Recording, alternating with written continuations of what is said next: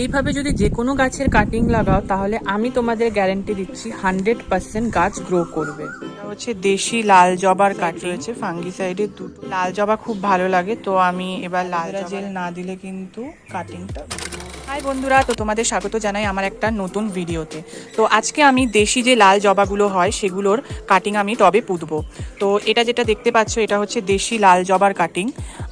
আমার বাগানে একটা জবা আছে, তো সেটা তোমরা দেখেছো, সাদা জবা, সাদার যেটা গোলাপি হয় একদম দুধে হালতা কালার সেইটা। তো আমার লাল জবা খুব ভালো লাগে, তো আমি এবার লাল জবার একটা কাটিং লাগাবো। আমাদের এখানে বৃষ্টি শুরু হয়ে গেছে, তো আমি ভাবলাম এই সময় একটা কাটিং পুঁতে দেখি যে হয় কিনা। তো এই কাটিংগুলো যেগুলো দেখছো এটা মোটামুটি ডালটা খুব একটা যে মোটা বা খুব যে সরু সেটা বলবো না, তোমরা একটু মোটা ডালই নিও।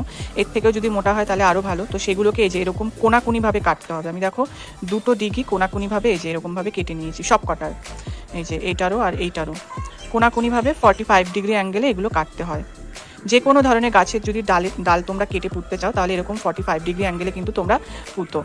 তারপরে হচ্ছে আমি এটাকে এবার কী করবো, ফাঙ্গিসাইড রয়েছে, ফাঙ্গিসাইডের দুটো দিকে আমি এরকমভাবে ভালো মতো এই যে ড্যাব ড্যাব করে নেব।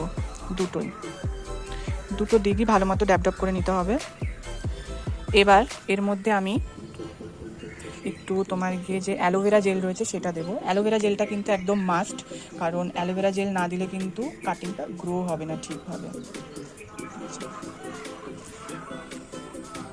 এইভাবে অ্যালোভেরা জেলটা কিন্তু তোমরা দিয়ে নেবে। যদি অ্যালোভেরা জেল না থাকে তাহলে সেক্ষেত্রে তোমরা মধুও ইউজ করতে পারো। যদি রুটিং হরমোন থেকে থাকে তাহলে তো আরও ভালো, সেটাও ইউজ করতে পারো তোমরা। এবার এটাকে আমরা পুঁতে ফেলবো, জাস্ট হালকা হাতে নিচে ঢেলে দেবো আর কিছু না।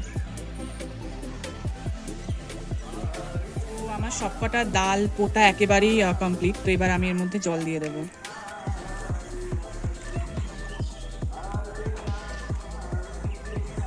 তো এটার কীরকম কি গ্রোথ হয় এবং কখন এটার পাতা আসে সেটা আমি তোমাদের সাথে পরে শেয়ার করব।